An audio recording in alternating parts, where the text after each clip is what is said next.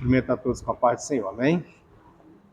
Glória a Deus, avançando, estamos hoje na aula de número 4, da parte 1 deste módulo.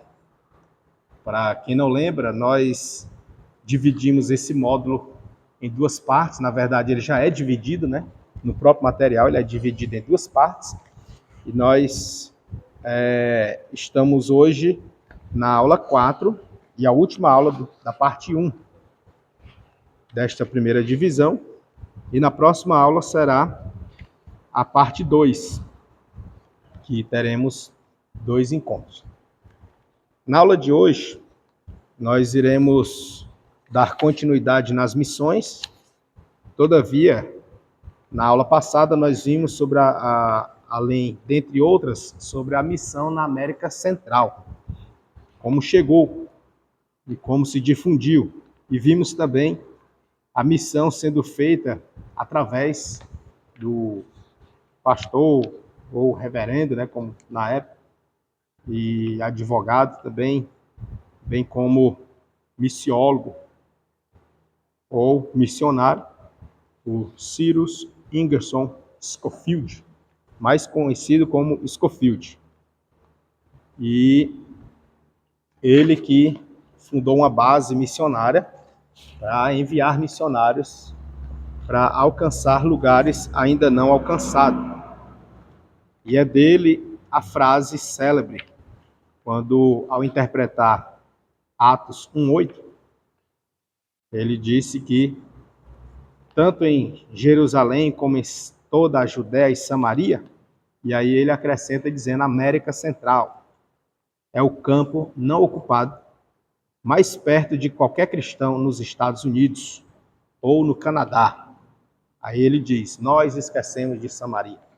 E aí ele considerou a Samaria sendo América Central. E ali evangelizou. Hoje nós vamos estudar agora sobre a missão na América Latina, bem como a chegada das missões na América Latina e discorrer sobre a missão chegada no Brasil.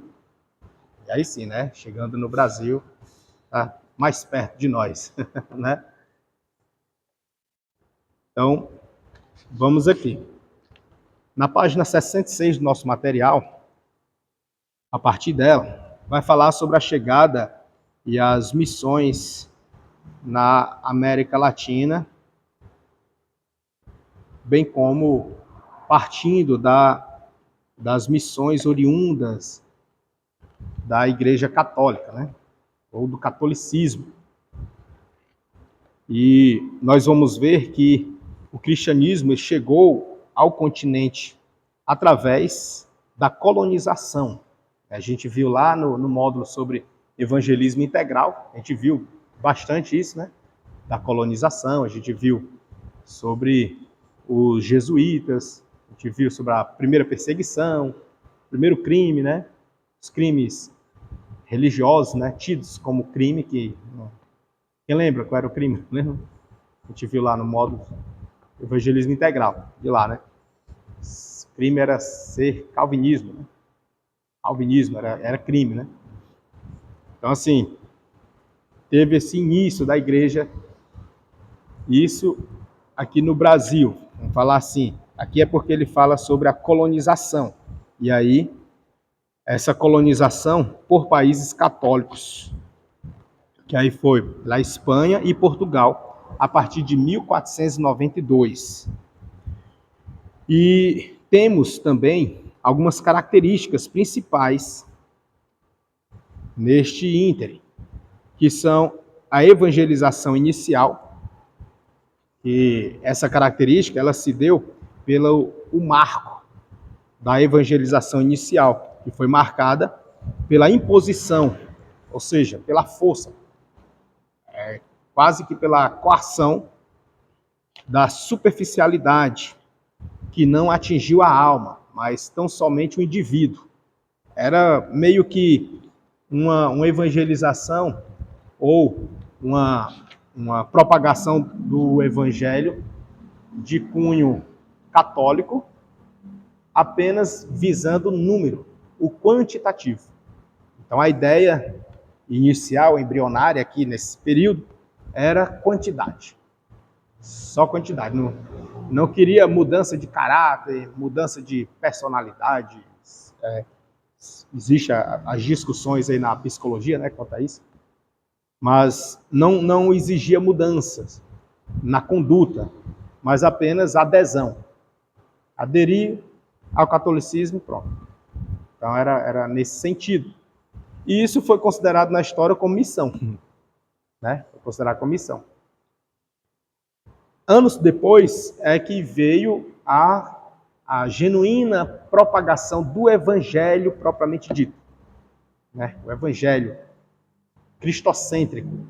Até então era uma mera religiosidade. Né? E aí, o texto aqui ele vai falar que nesse movimento, ele diz aqui que é quase impossível descrever o movimento missionário no mundo do século XX, né? Ele traz aqui para o século XX, e início do século XXI, em todos os seus lances, num período de grandes mudanças e de muitas iniciativas missionárias, ou seja, tiveram muitas iniciativas, isso aqui já no século XX e XXI. Eu quero contextualizar para os irmãos, puxando lá ainda do século XV, para a gente chegar até nesse aqui, do 20, 21. Tá? Só para a gente entender esse contexto. Aqui no ponto 10.1, ele vai falar sobre a chegada das missões na América Latina, propriamente dito. Eu gosto muito de abordar, não sei se os irmãos já perceberam, de ir pela linha do tempo. Eu acho mais compreensível, né? Aqui no nosso material, ele começa do século 20 e 21, que é o que nós já estamos, né? Para depois falar lá do século 15 e 16. Né? Eu peço a licença dos irmãos para que a gente possa vir para cá para o 10.1, para pegar a linha do tempo. Tá bom? Dá certo? Para ficar melhor a compreensão, tá? E aí aqui no 10.1, ele vai discorrer nesse sentido, de que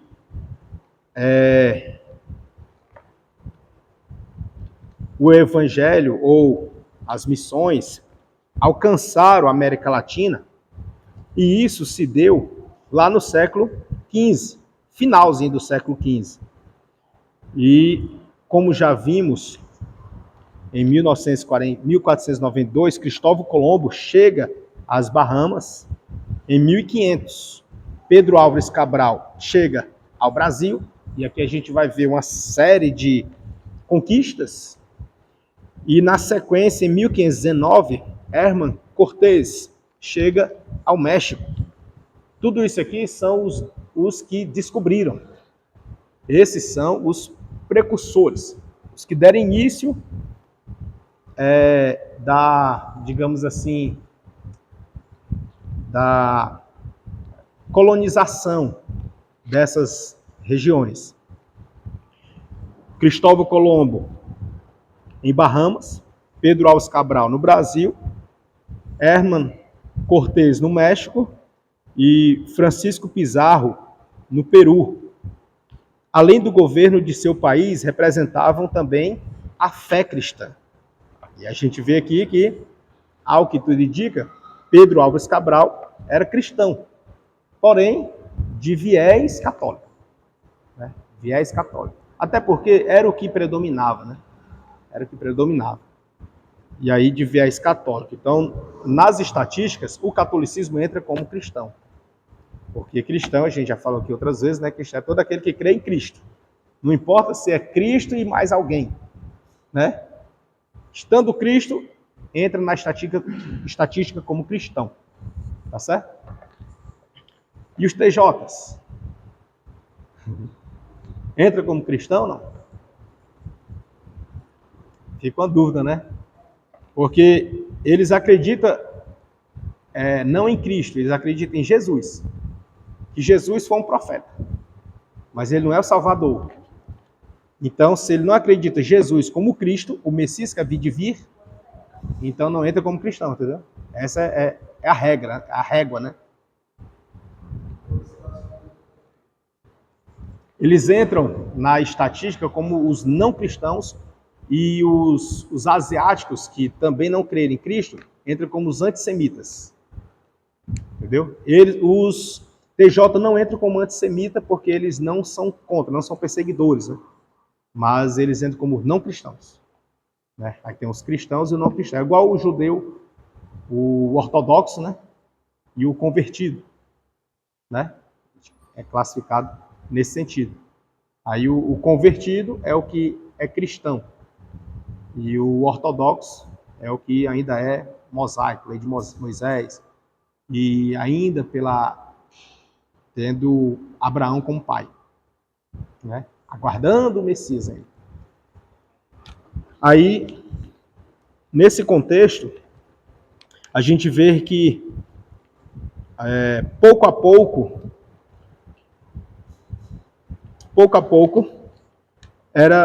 ia sendo invadido as antigas terras indígenas do Novo Mundo para eles, tá? Eles consideravam assim, um novo mundo, um novo local. E aí ia sendo invadido. Invadido por quê? Porque já tinha gente lá, né? Entendeu? Se não tivesse habitantes, iam avançando. Mas como já tinha habitante, era invasão. Né? E aí vence o mais forte. E aí venceu o mais forte. Uma curiosidade, não está aqui no material nem nada, é só curiosidade. Essa classificação de indígenas, né, dos indígenas, isso é uma classificação já moderna. Porque a gente não vê vai dizer o meu irmão, a gente não vê nas classificações tribais, nem tampouco regionais, nem ainda populacional lá por exemplo, do Pentecostes, aqueles povos listados ali, a gente não vê na Ásia Menor, a gente não vê em local nenhum, pessoas de longe, nem canto nenhum dos impérios, a gente não vê mencionar um povo indígena. Não se fala em indígena. Né? E se a gente puxar da raiz, lá, pegar, por exemplo, de Noé, que foi um recomeço, também você não vê descendência que chegue em índio. Dá para entender? Você não vê índio. Você dá uma olhada lá na relação, na lista, na genealogia, tá? E falando que esses eram os povos fulano de tal. E desse fala o nome de uma pessoa, e dessa pessoa diz, e dele foi-se os povos fulano de tal, foi-se a tribo fulano de tal. Era assim. Não fala índio. Talvez falasse por nome de tribo, né? Nome da tribo, só fala assim por tribos. E aí fica a questão, ou as tribos dos descendentes ali de Jacó eram índios, era indígena, ou são povos que lá na frente, e agora recente, foi que foram considerados indígenas, por não serem conhecidos os seus antepassados. Por não saber da sua origem, aí taxou todo mundo como indígena. Então, vale aqui uma pesquisa sobre a origem dos índios. Né? Uma sugestão, para que a gente possa assim, se situar melhor. Né? Porque a gente não vê na Bíblia índio. Possa ser que tenha alguma tradução nova que surgir aí, mas das que eu já dei uma olhada, não vi o termo índio ou indígena, tribo indígena, alguma coisa relacionada. Então é um termo novo que eu falo assim, pós-fechamento do cano. Pós-fechamento do cano é considerado novo. E quando é de 500 para cá, do século XV para cá, é recente. Recente, né? Então assim, quando a gente vê aqui essa questão, talvez tenha sido considerado por desconhecimento das suas origens. E aí classificar assim. Mas não é o nosso ponto aqui, vamos avançar. Daí, a gente percebe que existem 3 aspectos que caracterizam as missões católicas. Perceba que a missão aqui é católica, né? Que chegaram à América Central, bem como à América do Sul. Então, pegaram aí as 2 Américas. E aí, esses três aspectos, eles se resumem basicamente em imposição, Era um aspecto dessa missão, era imposta, diferente de hoje, que a gente chega, aborda e pergunta, né? Na época era imposta, por isso que usava-se espada, usava armas, né? Era coagido mesmo, na coação, né? No medo. Pronto, né? Os jesuítas, a Cristo, né? Ao catolicismo, exatamente.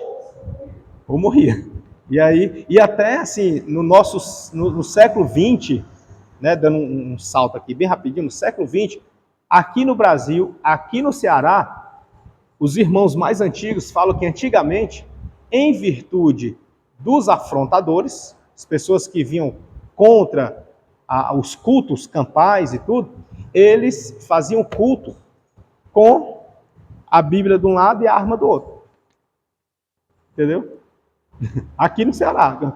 É só conversar com os mais antigos. Os cultos campais eram debochados, eram afrontados, e aí eles comentam, né? Eu conheço um, né, não tem nem 60 anos, que ele disse que ele foi um dos que participou de culto, que ele era o cara que estava armado, pregando e armado. Aí é entre a cruz e a espada, né? Duas armas, né? Então, o senhor chegou a ouvir falar de alguma coisa dessa natureza, não? Era comum? Pois é, né? O motivo o senhor conhece, sabe?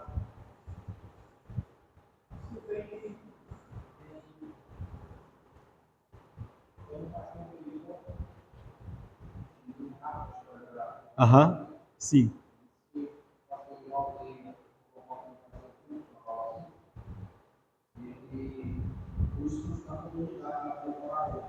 Ah,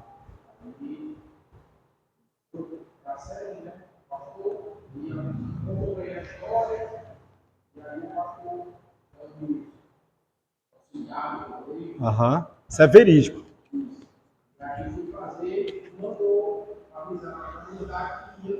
Ia ter curso.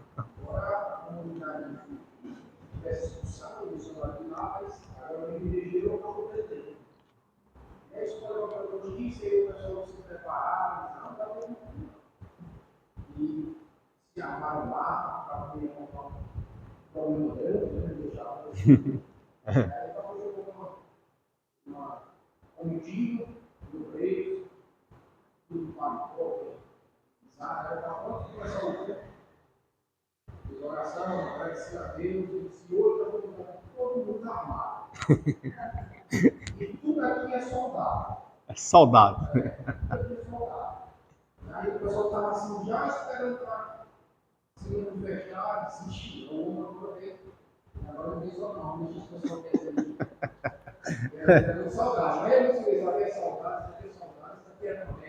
Mas foi, mas foi blefando isso aí, não? Saudade de Cristo, né? E armado com a palavra. Aham, ficou com medo.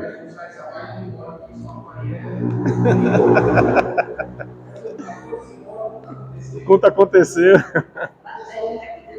Estratégia. Mas foi verídico isso aí, né? Verídico, né? Pronto. Então, assim, na história a gente percebe isso. Isso aqui já no cristianismo, né? Isso aí. Aqui no nosso material, e nessa época, do século XV e XVI, eram os católicos, mas aqui no século XVI, já o início do XVI, vindo para cá, para a América do Sul, eram os jesuítas que pregavam o catolicismo nesse sentido aí também, né? Era palavra de um lado e a espada do outro. E era na coação, né? Nem a aceitar Jesus, era aceitar a religião do império, porque era tida oficialmente como a religião, né? O catolicismo, era para aceitar o catolicismo. E quem se recusasse ia a fio da espada. Então tinha que aceitar realmente. E aí veio a questão das catequeses, e aí foi o ensinamento, foi passando, então o catolicismo foi ganhando força, de fato. E aqui a gente percebe que um dos aspectos dessa, teoricamente, missão era a imposição. Então, a cristianização era a força. Também outro aspecto era da superficialidade. Como assim? Era quantitativo, era só número. Não tinha nenhum interesse de transformação de vida, transformação na alma, o psique humano. Não tinha, nem se falava nisso. Era, vem para cá e é um dos nossos. Né? Era quantitativo. Não entendi. Isso, a cultura. Para implantar deles, né? Porque era muito europeia também, a cultura. E aí era difundindo a cultura dos supostos missionários, né? Em detrimento da cultura indígena, né? Que estava ali. Todas essas regiões aqui eram indígenas. E também o sincretismo. O que é isso? É uma fusão. Né? Uma fusão de diferentes doutrinas. Por exemplo, nós sabemos que dentro dos índios existe a sua doutrina, existe a sua, digamos assim, o seu misticismo, né? Existe a sua forma de cultuar a Deus, a sua crença. Eles têm lá, cada um tem o seu, ele tem a forma de cultuar, a dança, na pintura, no gesto, no grito, eles têm a forma deles lá. Nós não entendemos, mas eles têm, para eles tá tudo certo. E quando foi esses supostos missionários chegaram, eles precisaram impor a deles. E aí vem essa fusão, que é o período de transição, né? E aí essa fusão dá-se o nome de sincretismo. E aí, no sentido aqui, que era no que tange a religiosidade, então é sincretismo religioso. Né? Sincretismo religioso. Por quê? Porque já existia a cultura deles e agora estava chegando uma nova. E essa nova era para ser aceita, era imposta. Então eles tinham que abrir mão da deles e aceitar a que estava sendo imposta. E aí dá-se o nome de sincretismo, devido a essa fusão. Dá uma fusão doutrinária, fusão da fé. Fusão no sentido de misturar e trocar. Chega, impõe, para com a sua e agora é a minha. É imposta e no sentido religioso. Aí fica sincretismo religioso.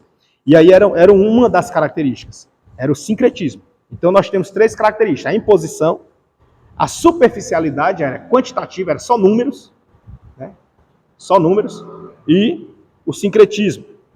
E aí nesse sincretismo, aproveitou-se elementos religiosos já existentes e não fez clara distinção entre o cristianismo e o animismo. Eu mordendo minha língua. Este animismo, é porque eu estou com a afta aqui e outra aqui. Aí eu vou falando assim com cuidado e aí até a mordida aqui vai diferente, né? Agora eu ia mordendo era a língua agora. Aí, este animismo para os irmãos entenderem, é como se fosse, como se todos os seres possuíssem um espírito, que esse espírito ele se comunica. Não tem pessoa que olha para o cachorro e se identifica ali, parece que se comunica, se entende? Olha para um gato, olha para um passarinho. Não tem? Ou pessoa que olha para outro e diz, meu espírito bateu com o dele. Tem gente que fala assim, ou o contrário, né? Meu espírito não bateu, né? Geralmente é o contrário, né? Meu espírito não bateu com o dele. Não existe esses jargões, né? Meu espírito não foi com o dele, ou não bateu com o dele, ou se identificou. Enfim, essa fala, ela é uma fala oriunda da filosofia. Ela é meio que filosófica, porém do animismo. Por quê? No animismo, ele traz essa ideia de comunicação no espírito, afinidade do espírito, se identificar no espírito, traz essa ideia. E essa ideia voltada para a adoração ou para a missão, é como se você que está já servindo a Deus, sente no seu espírito que está também tocando ao Espírito de Deus ou adorando a Deus, chegou um novo, que esse novo também está pregando o mesmo Deus.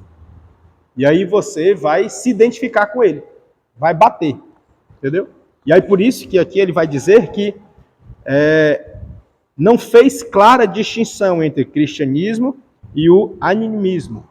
Por que não? Porque ele é como que tivesse aproveitado que ele já cria em Deus, o espírito já estava voltado ali, e ele apenas incutiu o catolicismo, dizendo, não, é o mesmo Deus. Perceba que até hoje é pregado dessa forma, né? É o mesmo Deus, a diferença está só na imagem. Não é assim? Até hoje isso é muito forte ainda. É o mesmo? Não, Deus é o mesmo. A diferença está só aqui, que para eles que nem diferença é, que nós é que estamos errados, na verdade, né? Que a gente está descredibilizando aqueles que foram honrados, né?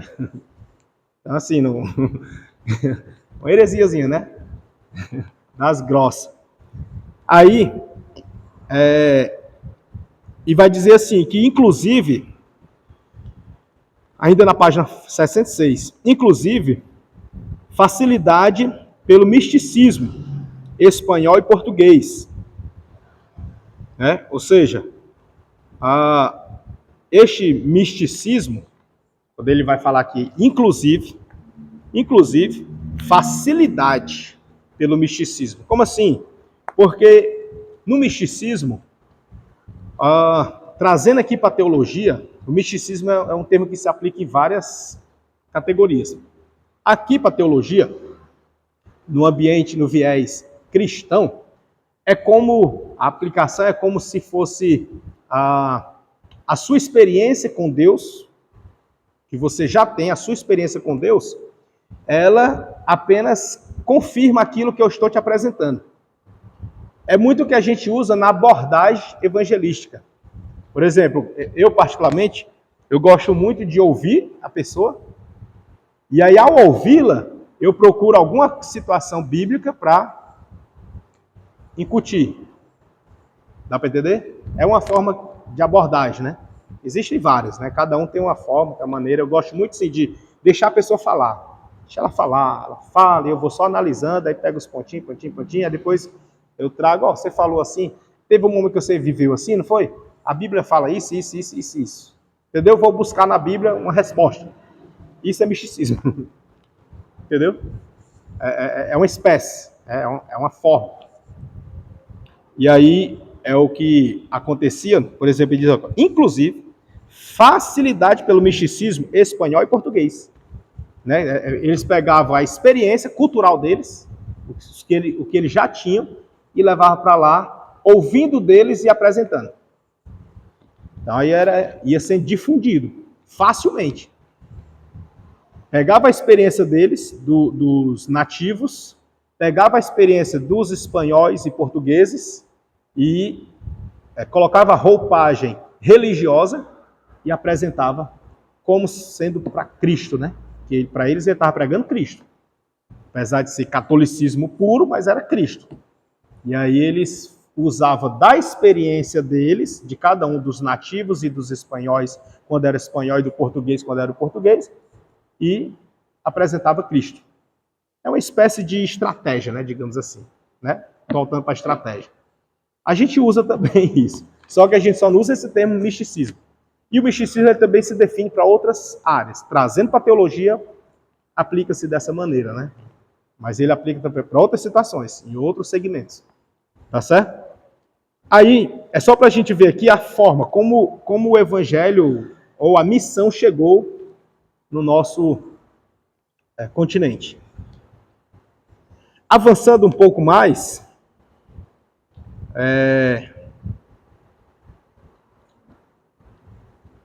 nem todos os franciscanos, jesuítas e dominicanos que chegaram ao Novo Mundo, lembra o que é o Novo Mundo, né? Que é a América Central e Latina, a sul-americana, né? América do Sul, no caso. América Latina e América Central. Aí, Eles chamavam de Novo Mundo. Eram solidários com os governos conquistadores e colonizadores da Espanha, Portugal e Itália. Vejamos que a gente tem aqui 3 países que estavam investindo nessa América. Um excelente exemplo é o dominicano Bartolomeu de Las Casas, lá do século XV e XVI, que ele lutou a favor dos indígenas nas ilhas do Caribe. E as reduções na região das missões, principalmente no atual Paraguai, iniciadas pelos jesuítas. Veja que os jesuítas não vieram somente para o Brasil, né? Também no Paraguai eles difundiram para lá. Na época, o catolicismo é que era o dono da verdade, digamos assim. Até porque o poder estava, há muito tempo passou na mão do Império Romano. E o catolicismo passou-se a ser a religião do Império. E, posteriormente, foi propagada através dos jesuítas. Então, os jesuítas levaram o evangelho meio que com a roupagem católica, mas estava incutido ali Cristo, levando, impondo sobre os nativos de onde eles chegassem. Então, eles foram Paraguai, Brasil, foram para o México. Então, assim, a gente vê que várias regiões, várias áreas foram alcançadas e pelos jesuítas. Aí, na história da teologia de missões, isso entra como missão. Por incrível que pareça, é por isso que a missão hoje, por exemplo, nós temos algumas escolas aqui no Ceará, e aí tem uma escola missionária chamada Jocum, que ela é muito escancarada, assim, ela é muito liberal, muito mesmo. A ponto que eles, por exemplo, eles dizem que eles vão aonde ninguém vai. É um dos dilemas deles. Vão onde ninguém vai. Diferente da Scanf. A Scanf ela é mais equilibrada, ela vai se convidar. Aí eles vão onde ninguém vai. Entendeu? E aí, eu falei 2 escolas aqui, né? A Scanf e a Jocum. Falar só da Jocum nesse sentido. A Jocum, ela não é, claro que eu não vou comparar ela com o jesuíta. Não estou fazendo essa comparação. Mas a estratégia deles é tipo essa.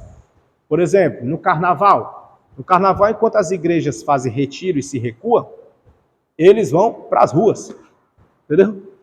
E vão para onde? Lá para dentro da festa, nos blocos. Vão lá para dentro onde está acontecendo o negócio, né? Quando a coisa está feia mesmo, ele vai lá para dentro. E aí eles se fantasiam. Não vou nem dizer que usa roupa, que ninguém usa roupa, né? Esse disse, tira os seus trajes e estão lá dentro para evangelizar. É o jeito deles. E, segundo eles, evangelizam. Eu nunca fui não com a Jocum, não. Eu só fui com a Scanf e outras bases, mas Jocum nunca fui. Mas Jocum é nesse sentido, eles são muito assim. Pois é, né? Fica a alma, né? Exato, a alma. Esse contexto da alma é bem novinho aqui, é mais para nós assim, né? Para eles aqui não tinha esse negócio de alma, não. Era quantitativo. Hã? É mais tempo, né? 3 meses teórico e 2 na prática, né? São 20 dias, né? É menos ainda, 20 dias, né? Lá é um tempo maior, né? Então, assim, eu não sei, eu nunca fui, então não sei dizer, eu só sei a prática deles. Na prática eles são assim. Tem esse negócio não, se é para se fantasiar, bora se fantasiar e vamos lá para dentro, é assim. Se é pra... Eu vou falar mais não, deixa uns pontos, tem uns pontos meio sombrios, tá? Tem umas coisas sombrias. Tá bom, estamos aqui, tá gravando, né? Tá gravando. Então vamos lá, é só para entender que nós temos grupos no nosso tempo que não fica muito distante daqui, não. Fica muito distante, não. E se a gente for pegar aqui, por exemplo,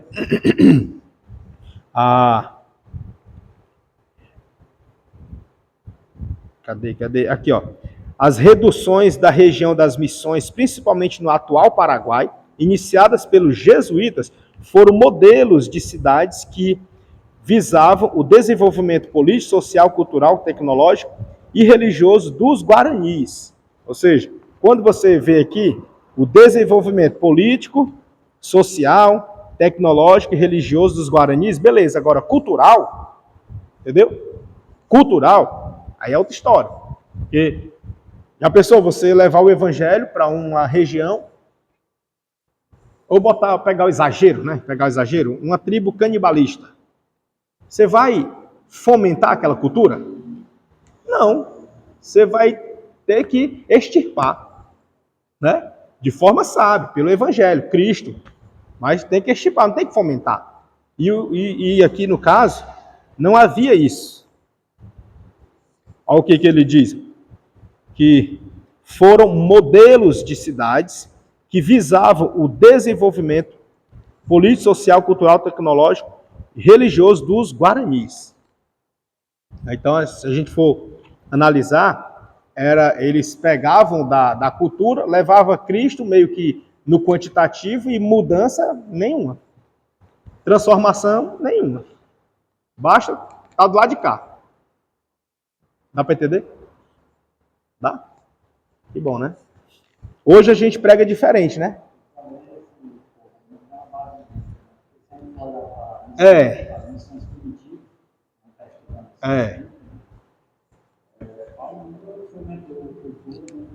Não. Cristo.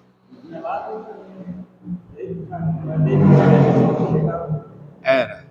Ele passou muitos anos no tradicionalismo, né? Cristo. Isso. É Cristo.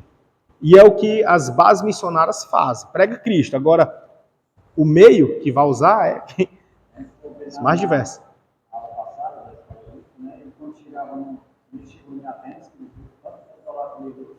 Vários altares, né? Foi. Entre si, né? No íntimo. Foi. Aquela religião, nem confrontar. Exato. Usou de estratégia. Isso.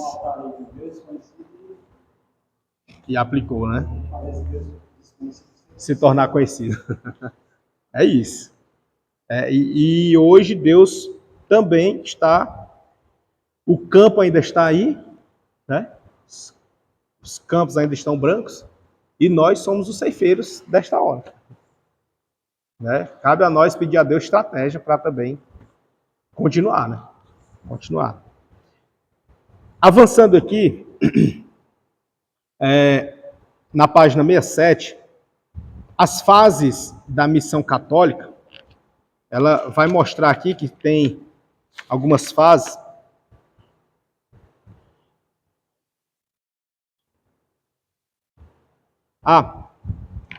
Para concluir aqui, no finalzinho da 66 para 67, que esta desenvoltura costuma-se dividir-se em tempos de missões católicas em 3 fases.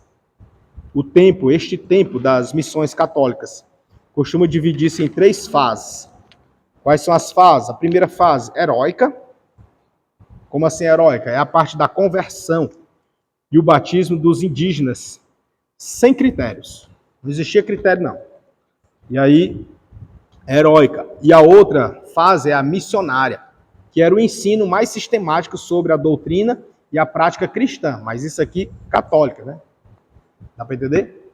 No viés católico. E a terceira, paroquial, que era o estabelecimento do sistema católico mais sólido. Tá vendo? Que era para torná-los católicos, praticantes. E aí vem as missões protestantes agora, né? Vamos para os protestantes. No início das missões protestantes, nós temos as primeiras tentativas com os huguenotes, os franceses, que foi em 1555, E temos também com os holandeses, em 1624, que não deixaram vestígios permanentes. Então, nós temos uma primeira tentativa com os franceses, os huguenotes, que eles foram expulsos em 1567, e depois tivemos uma segunda tentativa com os holandeses, que entre os anos 1624 a 1654, eles também deixaram poucos vestígios. As tentativas parecidas ocorreram, por exemplo, no Panamá, pelos escoceses, entre 1698 e 1700. E os missionários morávios também trabalharam no continente latino-americano, principalmente no Caribe, nas ilhas do Caribe e na Guiana holandesa, né? E aí nós vamos ver que houve uma presença definitiva no século XIX, via os imigrantes agora vindo da Alemanha, os alemães, bem como os ingleses e os norte-americanos. Já começaram, então, a difundir missão. Teve a primeira tentativa nessa região, na América Latina, pelos os franceses, foi frustrada. Teve a segunda tentativa com os holandeses, não deixaram muito vestígio, e aí vieram também, na sequência, no século já XIX, os alemães, os ingleses e norte-americanos.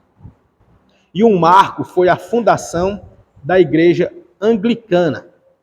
Isso já aqui no Brasil, no século XIX.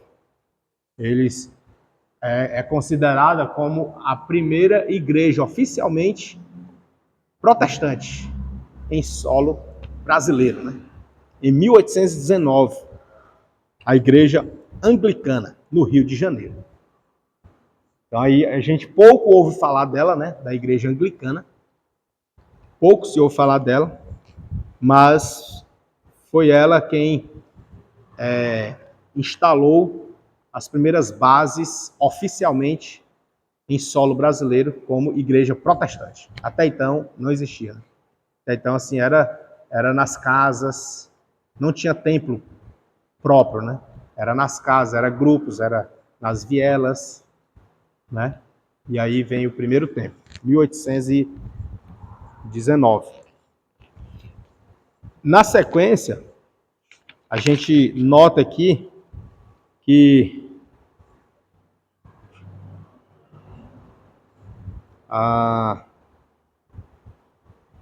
os primeiros missionários enviados pelas principais denominações da época, eles chegaram nos seguintes anos. Vieram os metodistas para o Brasil em 1835. Também foram os presbiterianos no Brasil em 1859. E depois tivemos aí os batistas em 1881. Então a gente vê aqui os metodistas chegando, depois... os metodistas. Acho que tem... Aqui no Maracanã não tem em Fortaleza, tem templo metodista. Tem um aqui na Avenida 9, mas é Wesleyana. Vocês irmãos já viram? Avenida 9, do lado esquerdo. Quem vai do lado esquerdo? Wesleyana. Tem uma lá. Wesleyana. Parece uma casa. É a igreja, tem uma placa, uma faixa lá, bem grandona, uma placa. E aí na sequência vem os presbiterianos. Os presbiterianos é porque aqui eles foram codinominados assim, os presbiterianos, mas antes desse período de 1859, ainda lá no século 17, o João Calvino, ele foi foi solicitado a ele o envio de pastores para o Brasil. E ele que enviou, designou cerca de 10 pastores para o Brasil, por conta, logo depois daquela perseguição que teve, lá no início com o Marechal Teodoro, não lembro agora o nome dele, Teodoro uma coisa, que aí teve aquela traição na ceia, a traição, que foi em março, né, março 1500, alguma coisa, não lembro agora. Aí teve a traição na ceia. Depois da traição, da ceia, o Marechal foi o primeiro a cear. Depois que ele ceou, 10 dias depois, ele manda matar os cristãos. E isso porque estavam pregando no viés calvinista. E aí foi onde foi decretada a primeira perseguição no Brasil como crime ser calvinista. Né? Ser calvinista já foi crime no Brasil e foi decretado lá no início. Então, assim, aí quando foi decretado crime, que os pastores que estavam no início foram expulsos, foram perseguidos e na perseguição eles fugiram, ficou só um, que era o alfaiate do Marechal. E ele deixou ele vivo. E ele era o alfaiate. E aí, nessa fugida, foi informado para João Calvino a respeito da necessidade de pastores aqui. Aí ele manda outra leva. Cerca de 10 pastores, ele manda, já é a segunda vez. Né? Aí, isso não entra aqui como os presbiterianos. Não entra. Mas na história conta. Depois vou trazer para os irmãos. Já trouxe uma vez aqui. O livro Fragmentos da História. Fragmentos da História. Ele conta. Né? Já trouxe, não foi? Comprou um também, foi? É muito bom, eu gosto dele. Ele é bem curtinho e objetivo, né? Mas eu gosto também da leitura extensa também, extensiva. E aí, aí aqui vai considerar os presbiterianos no Brasil em 1859, com essa ressalva que eu falei agora há pouco, né? Que vieram outros enviados por João Calvino. Mas considerando os presbiterianos é aqui. E aí o crescimento do movimento evangélico na América Latina tem sido forte durante o século XX, principalmente na segunda metade. E aí vem aqui alguns dados estatísticos, e esses dados são até curiosos, tá? É interessante esses dados aqui. Ele vai dizer que em 1900,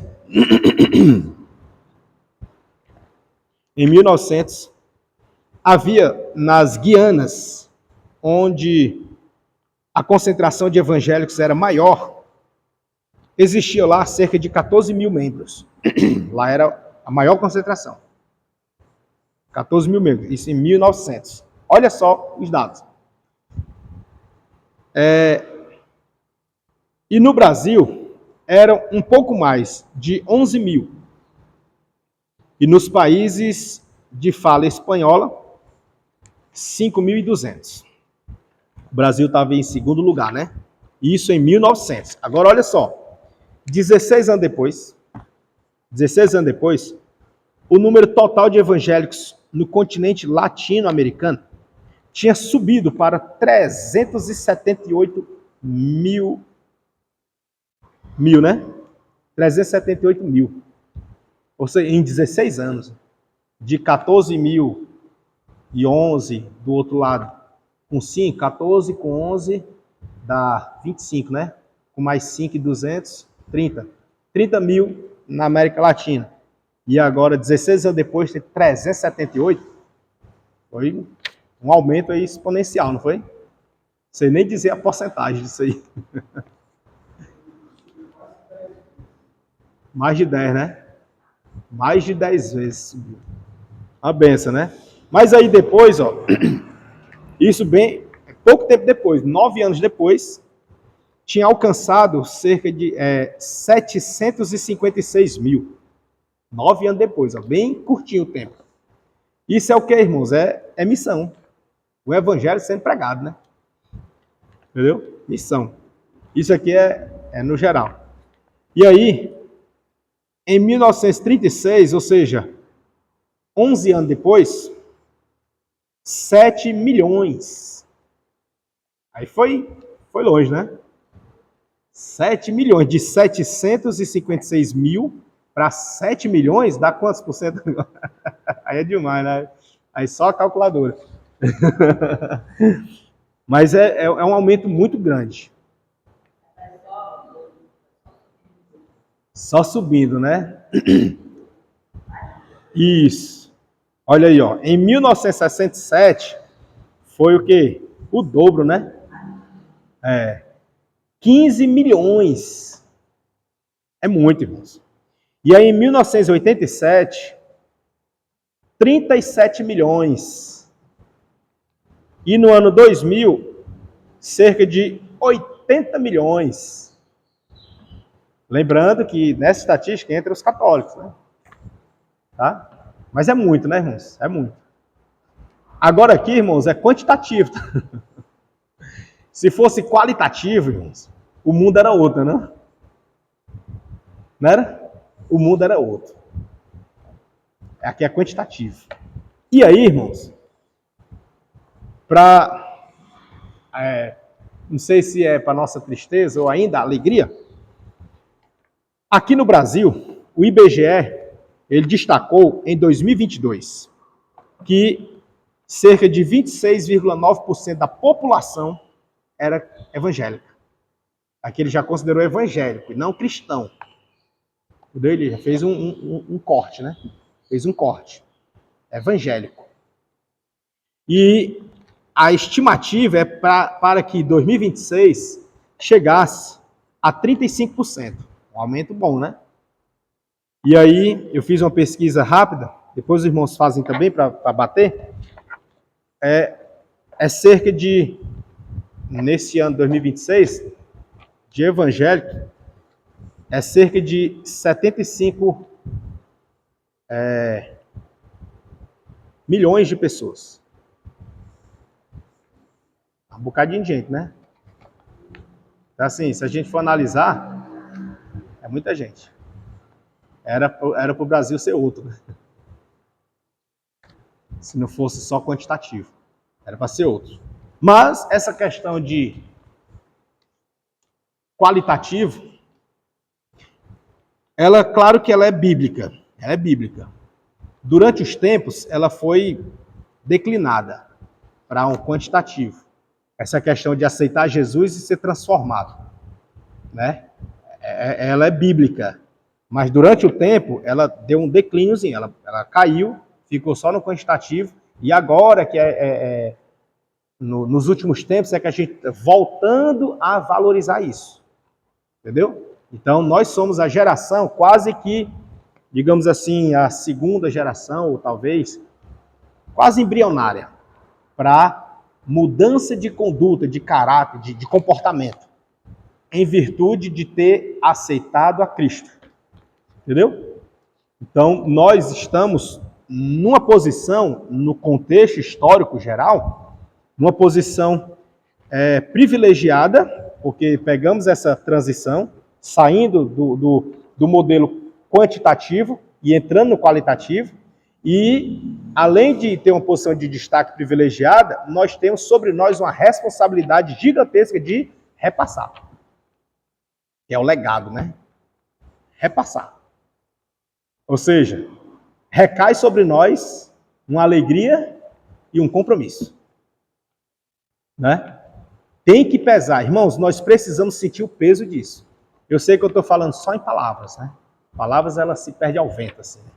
Mas se você gerir isso aqui, você vai sentir o peso da responsabilidade que nós temos, está sobre nós, na nossa geração, de dar continuidade em crescimento dessa mensagem. Em crescimento. Não deixar ela declinar. Porque agora que ela levantou o voo, agora que ela está assim, e nós estamos aqui, ó. Então, está nas nossas mãos a responsabilidade de manter ela subindo. Ou as próximas gerações, depois de nós, a depender de nós, poderá estar assim de novo. E aí, não sei, né? Mas de repente, talvez nós tenhamos uma parcela de culpa, porque nós não demos continuidade. Né? Não estou aqui fazendo medo, não. Só tentando fazer os irmãos entenderem a responsabilidade que está nos nossos ombros. Temos uma alegria porque saímos do quantitativo e estamos agora enxergando. Veja que facilmente as pessoas aceitam que precisa mudar. Não é assim? Ela não aceita facilmente? Tipo assim, tem uns até que se recusam a aceitar Jesus porque sabem que tem que mudar. Aí isso torna até uma barreira para ele. Não, eu não vou porque eu ainda não estou bom. Eu ainda tenho que consertar muita coisa. Não é assim? Então, eles têm essa consciência. Então, é a nossa vez. É a nossa vez de deixar o legado, que é sempre assim, ó. Cada vez mais. Tá? Aí, a gente vai perceber que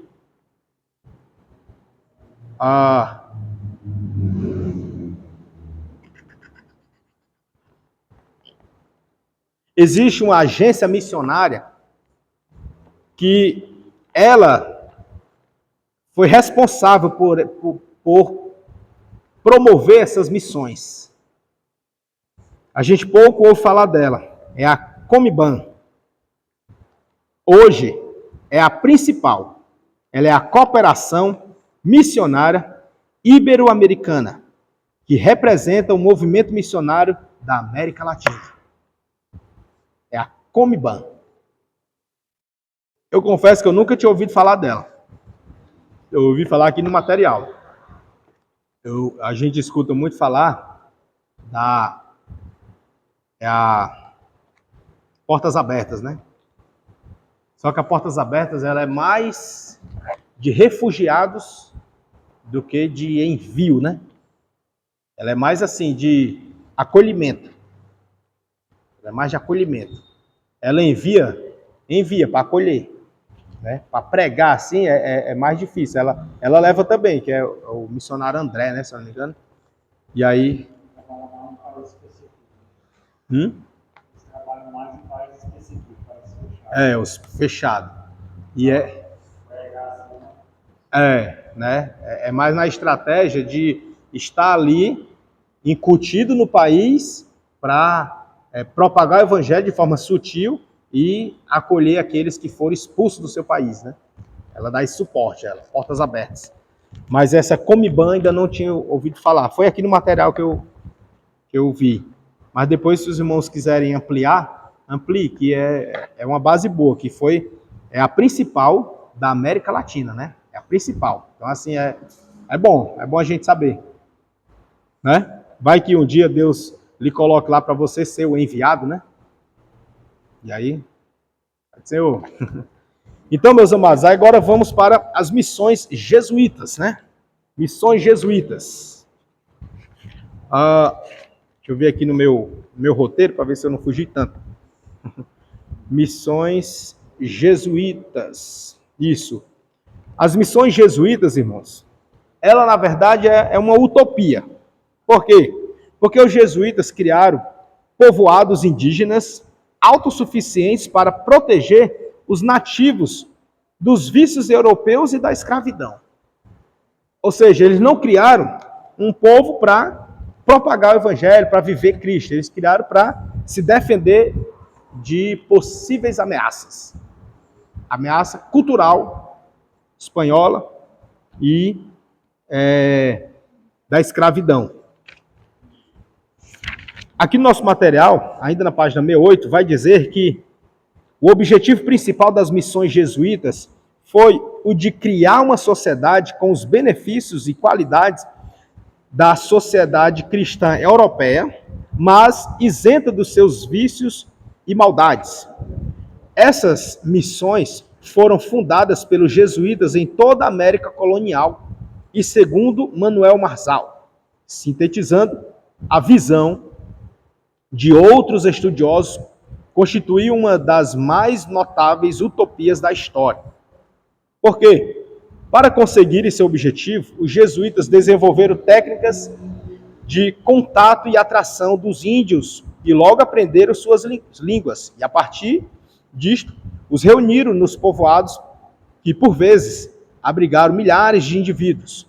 Eram em larga medida autossuficientes, dispunham de uma completa infraestrutura administrativa, econômica e cultural, que funcionava num regime comunitário.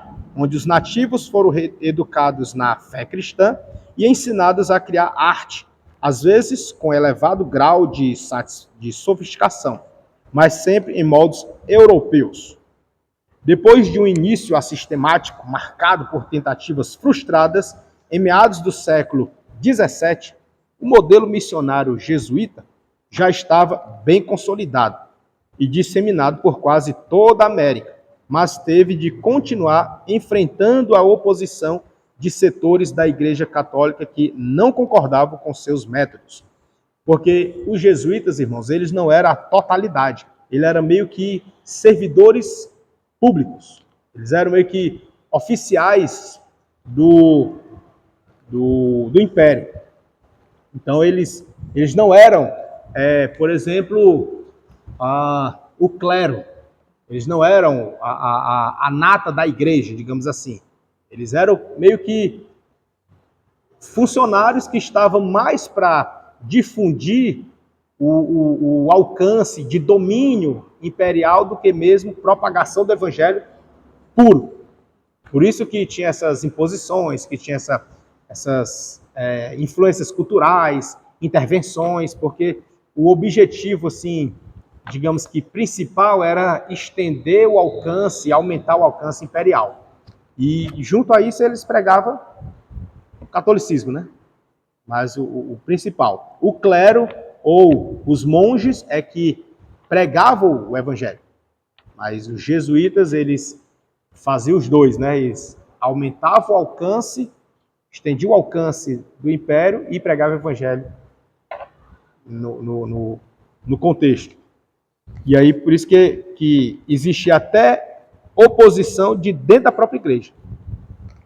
E aqui, eu falando isso aqui, me lembrei de um texto que eu li recentemente, uma reportagem, que evangelizando a gente escuta muitas pessoas falar a única igreja que é a mesma desde quando fundou, diferente das igrejas evangélicas, que cada um amanhece o dia e abre a sua. A igreja católica não tem isso. Aí eu vi uma reportagem que ela tem sim, ela tem uma divisãozinha. E as tem uma aqui no Brasil, uma filial, e outra no México, e parece que na Bolívia, no Peru, ela tem as divisões. Né? Claro que não é na mesma proliferação da evangélica, né? Que a evangélica tem muito mais, muitas denominações, né? Mas que ela não tem, ela tem sim. Ela tem também suas divisões. Depois eu vou ver novamente a matéria, com um vídeo que eu vi, um documentário, aí eu boto no grupo os irmãos verem lá essa questão. Mas existe também, né? Eu falo assim porque várias vezes já, quando a gente vai evangelizar uma pessoa muito antiga, muito do católica desde de nascimento, que diz que nasceu assim, se criou assim, vai morrer assim, e aí eles criticam, diz que o evangélico todo dia abre uma, e a católica não tem isso. Aí, e tem, existe. Né? Ele aqui não está sabendo, mas tem também. Não é a Santa Rona não, né? E aí, avançando aqui, página 68, a gente vai perceber que uma dessas intenções, desses projetos dos jesuítas, ele gerou algumas suspeitas no que diz respeito às suas missões, em razão da própria Igreja Católica também resistir à sua propagação. Como a gente vê aqui na página 69, que tinha oposições da própria Igreja Católica, que não concordavam com eles. Nesse contexto, a gente percebe que, ainda que houvesse discordância ou oposições, mas o evangelho, de forma sorrateira, sutil e sofrendo, mas ele ia avançando. E aí entra aquela máxima do apóstolo Paulo que diz que importa que Cristo seja pregado. Isso ele não está escancarando e e banalizando o evangelho. Não. Ele apenas está dizendo, em questões de discussões, em questões culturais, tradicionais, em questões que são, assim, neste momento são ínfimas, vamos relevar. O importante é que Cristo seja pregado. Cristo sendo pregado, ele vai brotar, ele vai gerar no indivíduo a transformação. Né? O evangelho puro chegando, ele transforma. Então, não se prenda nesses pormenores. Né? É basicamente isso. E aí a gente vai ver que, mesmo com vários problemas a vencer, as missões como um todo prosperaram, a ponto de, em meados do século XVIII, os jesuítas se tornarem suspeitos de tentar criar um império independente, porque estava crescendo. Como estava crescendo nesse contexto de, por mais que não seja aquele evangelho puro, mas estava sendo pregado. E aí estava crescendo. A gente viu aqui as estatísticas agora há pouco, né? Só avançando, avançando, avançando. E aí a gente faz uma perguntinha, né? E hoje, né? Será que continua crescendo? Ou entrou em algum declínio, né? Queira Deus que continue crescendo e que nós façamos parte deste crescimento.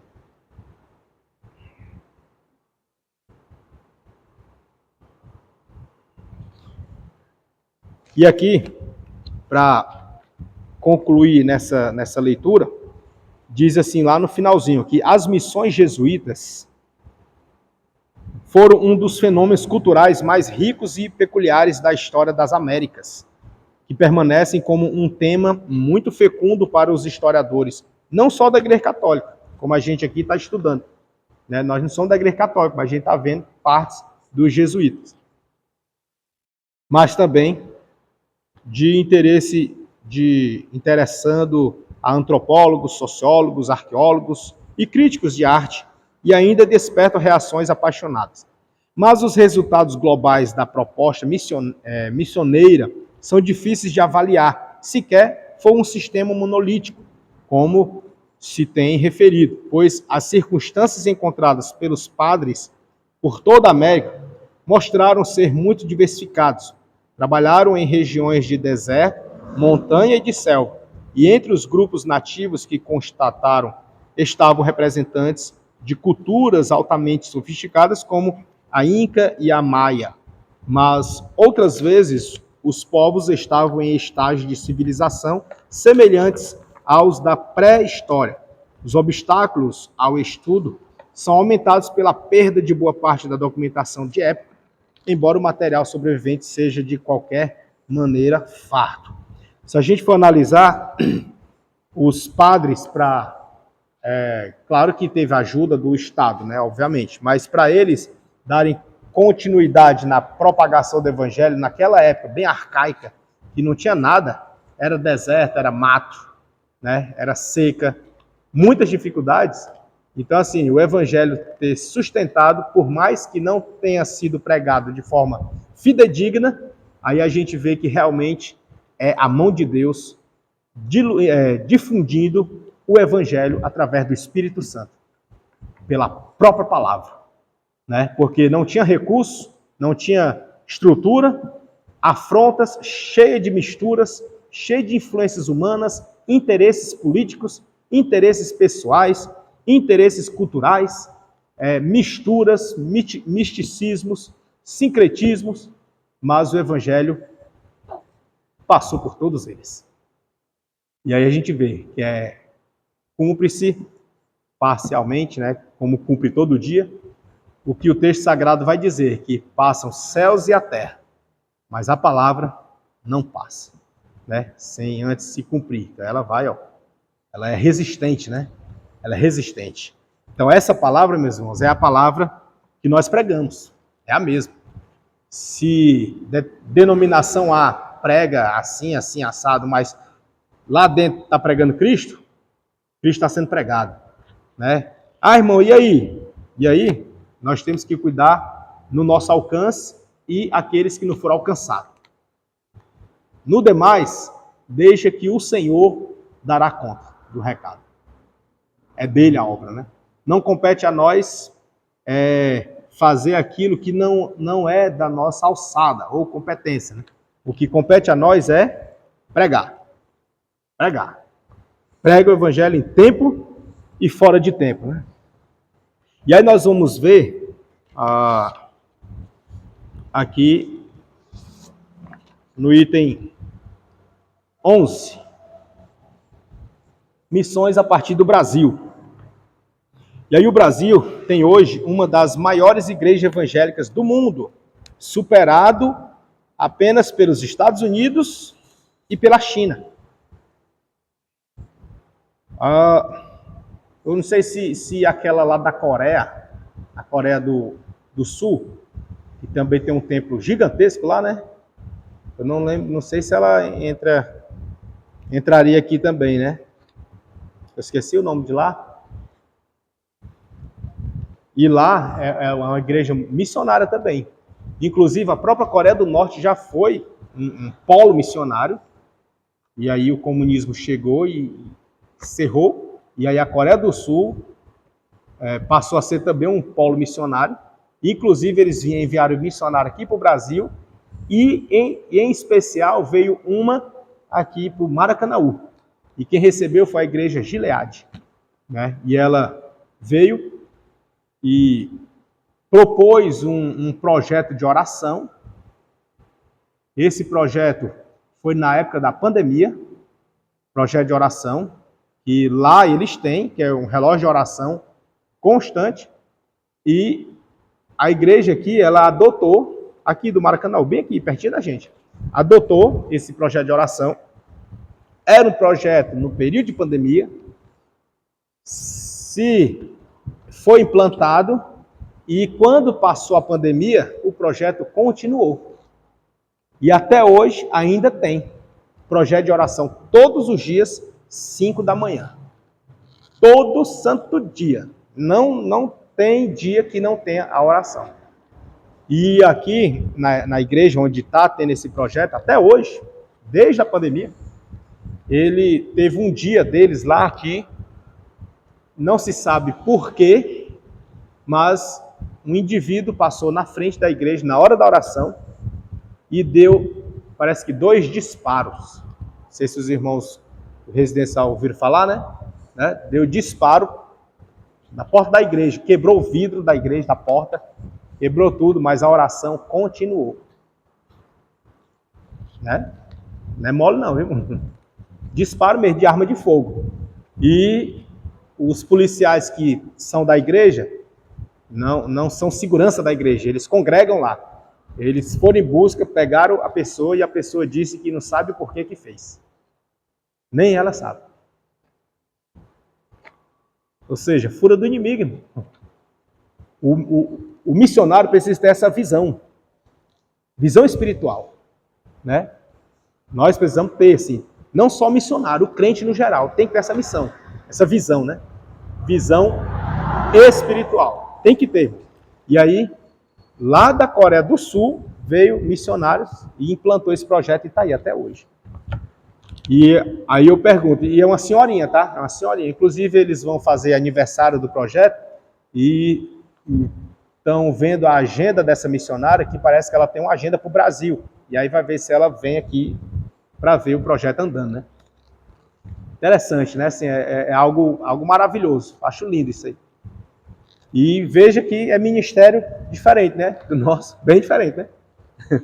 Bem diferente, mas está aí, ó. O evangelho está sendo pregado. O evangelho está sendo pregado. E às vezes a gente, por preciosismos ou por muito zelo, acabamos por ser muito cautelosos e deixamos de fazer por muito cuidado. Ou seja, o muito cuidado, o muito zelo, o muito preciosismo acaba nos impedindo de ir. Quando na verdade é só ir. É só ir. Né? Então que nós possamos, assim, aprender com esses homens, né?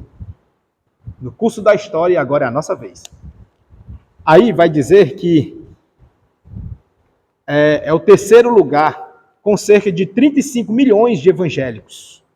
Segundo estimativas, durante mais de 100 anos, o país tem recebido missionários de fora e ainda trabalham no Brasil em torno de 2.600 missionários estrangeiros, segundo estimativas, né? Aqui no Brasil ainda tem tudo isso de estrangeiro. Missionários, tá? Turistas não, são missionários. Como já vimos, também no Brasil foi a Igreja Católica Romana que primeiro chegou como o cristianismo. Somente no fim do século XVIII começaram a chegar imigrantes que trouxeram consigo a Igreja Protestante. E aqui, irmãos, eu quero abrir um parênteses, porque apesar de estar esse fato histórico, é um fato, mas essa, digamos assim, tardia da chegada de protestantes, vamos usar esse termo, né, que se usa aqui, essa tardia da chegada se deu em virtude da perseguição que estava tendo aqui no Brasil. Era muito fechado, o Brasil também estava fechado para o evangelho.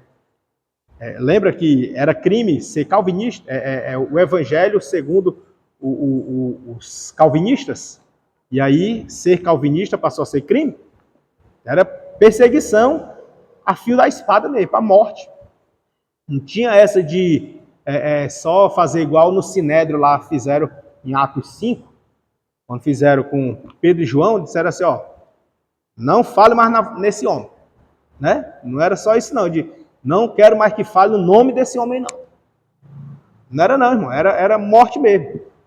Foi pego, morreu, era assim, né? E aí, isso se deu o motivo pelo qual foi tardio, né, a chegada, só no século XVIII. E aí foi quando foi permitido outros evangelhos ser pregados no Brasil, chamava-se outros porque o principal era o catolicismo, e aí os outros eram chamados de outros. Não que fossem outros evangelhos, porque o evangelho é um, né? E aí foi permitido. Quando foi permitido, aí começou. Os países começaram a mandar para cá. Entendeu?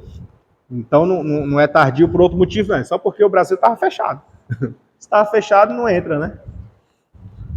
Aí vamos aqui. Aí diz que chegou o cristianismo. Somente no fim do século XVIII começaram a chegar imigrantes que trouxeram consigo a igreja protestante.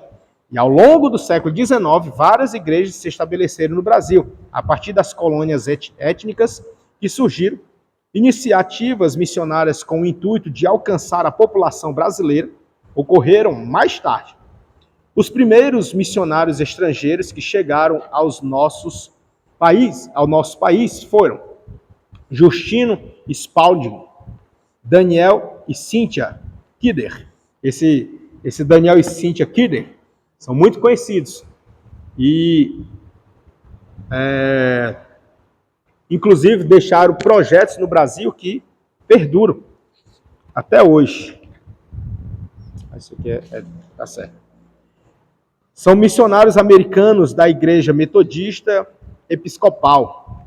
Spalding chegou ao Brasil em 1836 e o casal Kidder em 1837. Estabeleceram a primeira escola bíblica dominical, venderam Bíblias e deram início ao trabalho metodista no país, né? Aqui é considerado como o primeiro casal que instituiu, que estabeleceu a escola dominical, né? E na história conta também de outro casal, mas na história geral do protestantismo é esse aqui, tá? Em 1837. Cíntia faleceu de febre amarela em 1840, levando seu esposo a voltar aos Estados Unidos. Spalding regressou à sua pátria no ano seguinte. A Igreja Metodista não chegou a ser organizada neste período inicial, somente em 1876, quando um novo missionário, Hanson, foi enviado ao Brasil, né? Que aí o Hanson foi que instituiu. Os outros foram embrionários. Aqui tem a foto deles, para quem tem o material, né? Dá para ver a imagem do casal, Robert e Sarah Kelly. E aí nós vamos ver, na página 72, o Ashbel Green Simonton. O Ashbel, ele é enviado pela Junta de Missões da Igreja Presbiteriana como seu primeiro missionário. Ou seja, a Igreja Presbiteriana, ela consagrou o seu primeiro missionário e enviou para cá, ao Brasil. Chegou em 1859 e fundou, no Rio de Janeiro, a Igreja Presbiteriana. Iniciou um jornal evangélico, ou seja, além de fundar uma igreja, iniciou um jornal, que na época não era coisa fácil não, né? E nem barato, né? Então o cara foi bom, não foi? Como foi bom. Em um seminário para a formação de pastores brasileiros. Ainda palestrou para formar pastores. O homem estava muito cheio, né? E aí vem a Anna e o William Bedby, que o casal norte-americano que iniciou o trabalho batista no Brasil. Eles chegaram em 1881, estabelecendo a primeira igreja batista em Salvador, no ano seguinte, juntamente com o recém-chegado casal Kate e Zacarias Taylor. William faleceu em 1939 e a Ana em 1942, 3 anos depois, né? E aí vem Daniel Berg e Gunnar Wingre, missionários suecos, que via Estados Unidos chegaram ao Brasil em 1910, estabelecendo o trabalho das Assembleias de Deus na cidade de Belém, do Pará. Gunnar Wingre faleceu em 1933 e Daniel Berg em 1963. Mais detalhes nós temos no livro que tem do nosso curso, que é Teologia Sistemática, Pentecostalismo e Pneumatologia, que vai também abordar sobre o Pentecoste e o nascedouro aqui com eles no Brasil, né?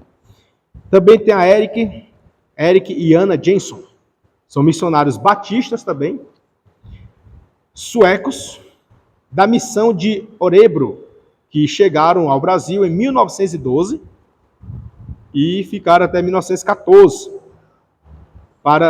Chegaram em 1912 e também chegaram em 1914, um outro casal, respectivamente, para dar atendimento espiritual à colônia de imigrantes suecos no Rio Grande do Sul. Logo estabeleceram o trabalho também entre os brasileiros, sendo a primeira igreja brasileira organizada em 1915 na cidade de Ijuí. O trabalho dos batistas suecos deu origem à Convenção das Igrejas Batistas Independentes, organizada com liderança nacional em 1952. Eric faleceu em 71, com 86 anos de idade. Muitos outros missionários chegaram ao Brasil ao longo dos anos, vindos principalmente dos Estados Unidos, do Canadá e países europeus, como Alemanha, Inglaterra, Escócia, Holanda, Suíça, Suécia e a Noruega também enviou. Ajudaram a estabelecer a igreja evangélica em nosso país. Aqui digamos assim, os pais da igreja aqui no Brasil, né? Os patristas no Brasil. E se a gente for analisar, meus irmãos, veja que boa parte dos que difundiram vieram da Batista. É por isso que, talvez seja por isso, não sei, que nós, assembleanos, vez por outra, a gente é inclinado a beber da fonte dos batistas. Né? Vez por outra, pode prestar atenção que quando você fala alguma referência doutrinária, você vai olhar, é batista. Né? E aí você está aprendendo hoje aqui a origem, né? De onde vem isso? Né? Quando não é batista, já está havendo aí um sincretismo com a presbiteriana. Pode prestar atenção, as fontes dos livros, doutrina, né? Admirações de pregação, de ênfase, entendimento. Quando você vai olhar de onde é, né? Tô falando asneira, não? Tô? Hã? É quase que é cultural, né? É quase cultural. Não tá errado, não. Tô só fazendo essa ressalva pra gente, pelo menos, entender de onde veio, né? É, exatamente, né? Porque, por exemplo, ó, vamos pegar aqui, deixa eu ver, quem é que eu pego? Lá no começo do século XVI, XVII, por ali. Ah, Martim Lutero, pronto, pegar Martim Lutero, que é mais pro nosso viés, né? Martim Lutero, ele tinha o ponto, por exemplo, da a volta de Jesus, era um ponto que ele deslizava, porque ele bebia da fonte de Agostinho. E aí entendia que Jesus, que a volta de Jesus dava para prever e era, salvo engano, ele tinha estipulado para cerca de 6 meses para a sua época lá. Entendeu? 6 meses, foi um curto período. Ele havia estipulado porque ele estava bebendo uma fonte suspeita também, né? Era o que tinha. E aí é muito perigoso. Por isso que é importantíssimo nós sabermos quem é a fonte, né? De que fonte você está bebendo essas águas. Muito importante, irmão. Muito importante mesmo. Porque é de lá que você vai formar o seu, digamos assim, o seu viés teológico. É de lá. E aí para você não ficar...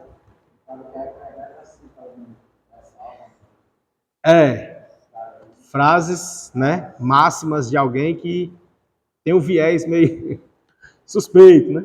E aí você que está estudando teologia, você já fica de alerta. Opa, né? Isso aí é o viés tal, viés tal. E aí tem que ter cuidado, né? Para não beber de fontes rotas. E aí vamos agora no item 12, que são os movimentos missionários recentes, né? Deixa eu ver aqui no meu resumo, se eu estou alinhado. Movimentos missionários recentes. Temos aqui o movimento de Lausanne, de 1974, que tinha como lema toda a igreja levando o evangelho a todo homem em todo o mundo. Né? Era o lema dos Lausanne, igreja do movimento de Lausanne. E os seus princípios era enfatizar a missão integral, usando evangelização e ação social, ou seja, os dois juntos, evangelização e ação social. Veja se não se parece muito com a atualidade, né? Não é assim? E aí, nós precisamos entender que Lausanne é considerado o fórum de cristãos mais abrangentes da história, buscando cooperação interdenominacional. E aí, nós podemos analisar que no movimento de Lausanne, eles tinham como que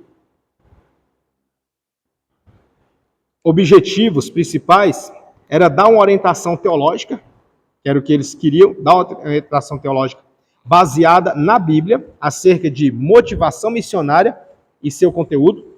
Também eles pretendiam estimular os cristãos a uma responsabilidade maior pela evangelização que já vem ocorrendo nas diferentes denominações e movimentos, bem como inspirar o cristão individualmente, que também, veja como muito se alinha ao nosso propósito de hoje, né? Inspirar o cristão individualmente a um serviço intensivo de intercessão e de ofertar bem mais para missões. A gente não tem conscientização missionária, culto missionário, incentivando, né? É muito parecido. Conscientizar os cristãos de que a evangelização e a ação social devem acompanhar uma a outra. Que é a fé e as obras, né, que a gente gosta de falar. Não é assim? E também possibilitar contatos entre a cristandade evangélica para melhor planejamento e cooperação. Daí, temos também um movimento de crescimento de igrejas, Os primeiros passos dentro deste movimento foram tomados por Donald McGavran, professor de missões no Fuller Theological Seminary. O movimento tem trazido novos aspectos à análise do evangelismo e de missões e se baseia nos seguintes aspectos. O movimento de crescimento de igreja se baseia em não cruzar fronteiras de cultura, ou seja, se é cultural, deixe lá. Se não, no trabalho pioneiro, evangelização, em grupos homogêneos. Também investir a maior parte dos recursos onde há receptividade. Ou seja, onde está dando certo, vamos investir. Se não deu certo, parte para outra. É o movimento de crescimento de igrejas. Bem como treinamento de leigos. E investir em pesquisas sobre crescimento. E aí esse movimento tem sido fortemente criticado por só se preocupar com o crescimento numérico. Mas, ultimamente, os seus defensores vêm enfatizando o crescimento equilibrado, incluindo, além do crescimento quantitativo, também o qualitativo e o orgânico. E aqui é onde eles investiram pesado, que ultimamente tem surgido um grupo que beberam dessa fonte para dar ênfase à igreja orgânica. Como é a igreja orgânica, né? Na pandemia, alguns foi incentivado, instruído e até imposto que as pessoas ficassem em casa. Em razão disso, as igrejas tiveram que se adaptar. E aí, nessa adaptação, elas começaram a transmitir culto ao vivo. Gravar, publicar, transmitir em tempo real. E os irmãos em casa. E alguém na igreja era escalado para fazer a gravação, né? Como os irmãos estavam em casa, eles começaram a ter que acessar a internet para assistir o culto. Nesse acesso à internet, aqui os irmãos talvez já passaram por isso, de você estar em mente de abrir o seu celular ou acessar a internet para pesquisar algo. Mas nessa pesquisa, às vezes na ida, já vem algum anúncio, alguma coisa, ou outro vídeo, outra coisa, vem, aparece e lhe distrai. Né? Lhe distrai daquilo ali. Você vai para querer fazer uma coisa e daqui a pouco está fazendo outra e outra e outra e outra. E o que você foi efetivamente fazer, você acaba nem fazendo, né? Acontece com você, não? Acontece, né? E aí, os irmãos do online passaram por isso. E ao passar por isso, começaram ao invés de abrir no canal da sua igreja, que ia começar o culto, e aí quando começa o culto, você já sabe o que vai acontecer, né? Você já sabe que vai cantar os trezinhos da harpa, sabe que vai ter a leitura da palavra, sabe que alguém vai trazer um louvor, depois vai ter uma ministração, vai ter o momento das ofertas, vai ter a conclusão do culto, não é assim? E aí, alguém, sempre tem, alguém acha aquilo muito chato. Não, daqui que chegue lá, eu já estou assistindo uma pregação aqui do fulano de tal. Já escolheu a pregação. Na hora do culto, já escolheu a pregação, estou assistindo aqui o fulano de tal. E assiste a pregação todinha, passou a hora do culto dele, ele nem viu que estava na pregação. Outro, rapaz, eu vou ver só isso aqui. Aí foi ver outra coisa. Dessa outra coisa, perdeu-se o foco. Ao perder o foco, o que aconteceu? Terminou a pandemia, passou aquele período de isolamento, de fica em casa, o povo foi liberado a voltar para casa, ou a voltar para a igreja, gradativamente, teve escalonamento, mas ao regressar para a igreja, os pastores e grupo de obreiros, enfim, estava todo mundo na expectativa de achar que ia vir um povo sedento, ia vir tudo desesperadamente, eu estava com saudade. Só que, não foi assim que aconteceu. O povo acostumou a ficar em casa.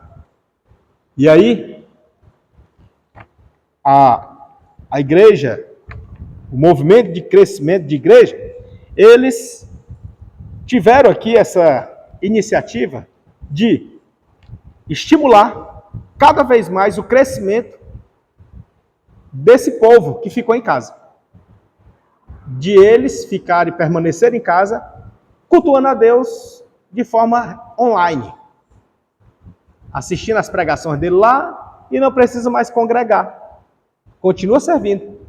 E o nome desse grupo dá-se de igreja orgânica.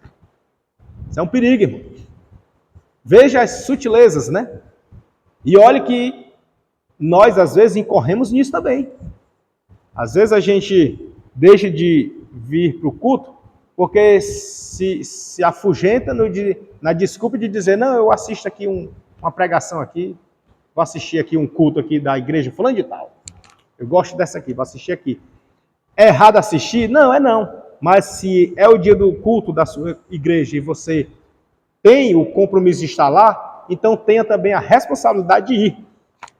Né? Assista o outro em outro dia, outro horário. E isso é muito perigoso, porque aqui surgiu um novo modelo da igreja orgânica.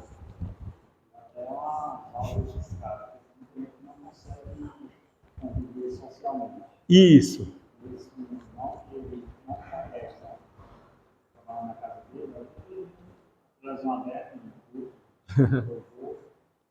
E ele não congrega.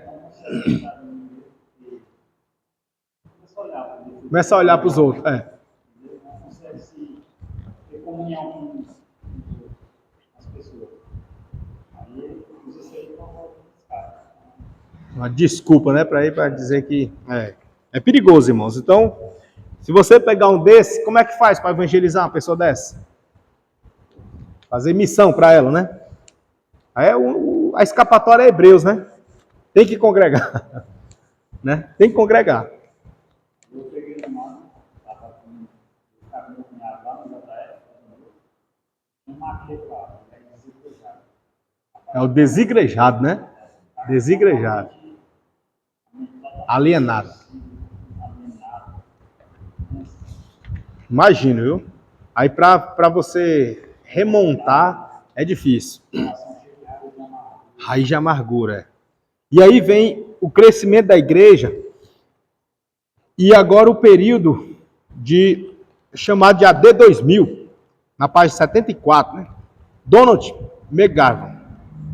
McGavran focou na evangelização de grupos homogêneos e de treinamento de leigos. Também no movimento da AD 2000, foi criado em 1989 para motivar líderes a alcançar os não alcançados até o fim do milênio.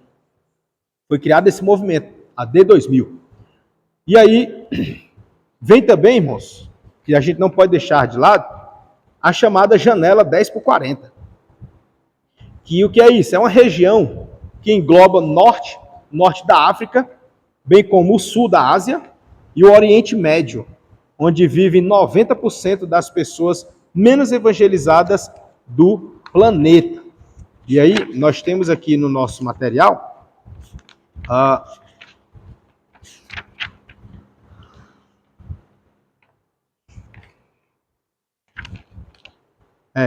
lá na página 78, que na próxima aula a gente vai explorar melhor. Na página 78, ela vai mostrar aqui um mapazinho da janela 10x40. Deus abençoe, viu, meu irmão? Pai do Senhor. E aí, ela é usada essa terminologia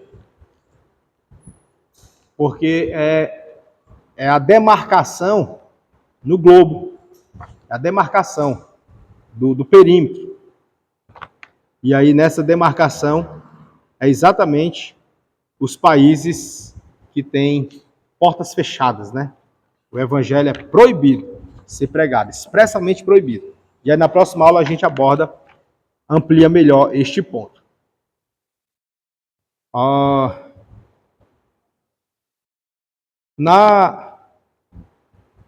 Na conclusão, vai dizer que missões sempre será a maior paixão de Deus. Cristo, no Calvário, realizou a maior obra de todos os tempos. Foi o Tetelestai, ou seja, está consumado, de João 19:30. Na grande comissão, Jesus apresentou a proposta desafiadora de evangelizar o mundo inteiro, iniciando em Jerusalém, indo até os confins da terra. A igreja cristã tem sido, em todas as eras, a maior agência missionária de todos os tempos. Poucas vezes foi possível na história da igreja ou do mundo indicar algo que seja inconfundivelmente novo, com exceção da igreja primitiva de Atos dos Apóstolos. Mas no século XX surgiu um fenômeno que é, sem dúvida, novo. Pela primeira vez, existe no mundo uma religião universal, chamado de o cristianismo. Ele fala aqui uma religião universal, não que esteja oficializada, mas é que no mundo todo tem um cristão. Entendeu? Foi esta a única religião entre o budismo e o islamismo a saber a adaptar-se em cada continente e quase que em cada país. Em muitas zonas, a situação pode ser precária e pequeno número de fiéis. Contudo, em cada país, a religião cristã mostra ser uma minoria dinâmica que se enraiza a cada dia mais fortemente. Não por importações estrangeiras, mas como igreja universal do Senhor Jesus Cristo. Então veja que não é imposta e nem transportado, mas é o evangelho chegando de nação em nação. E nós temos essa responsabilidade de passar de geração em geração. Que possamos estar dispostos a fazer e cumprir a grande comissão do Senhor Jesus. Amém? E o privilégio. Muito bem, guardou, né? É o privilégio, mas também tem responsabilidade. Que Deus em Cristo nos abençoe, em nome de Jesus.